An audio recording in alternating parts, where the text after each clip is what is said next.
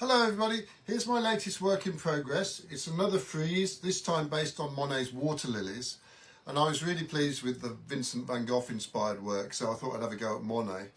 If anything, it's a bit more difficult.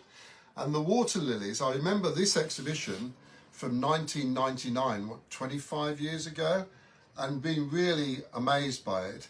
But a lot of the critics were just saying, oh, it's just one painting of waterlilies after another. And in my opinion, completely missing the point, because Impressionism is never about the subject, it's about the light on the subject. Even a portrait is really about the light on that subject.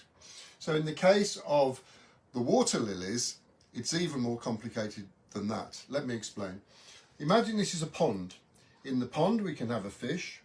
The pond has a bottom, and on top of the pond are floating some waterlilies. Above the pond there might be a tree. Not always in Monet's case, but quite often. And then of course, because it's a pond of water, we've got reflections on the surface of the water. So we've got 1, 2, 3, 4, 5 different levels that we're looking at when we look at the waterlilies. And I think that's what Monet was trying to do.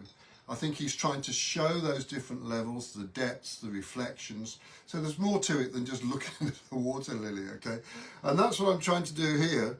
I don't know whether I'm going to succeed, but I'm going to try and get some depth into this whole thing. Incidentally, this thing about a virtual tour of Monet is just a complete anathema. It's a total oxymoron, in my opinion, with emphasis on the moron. If you offered that to Monet, he would just laugh at you, because that was what he was trying to do in paint. We need to look at the paintings to get the immersive experience, okay?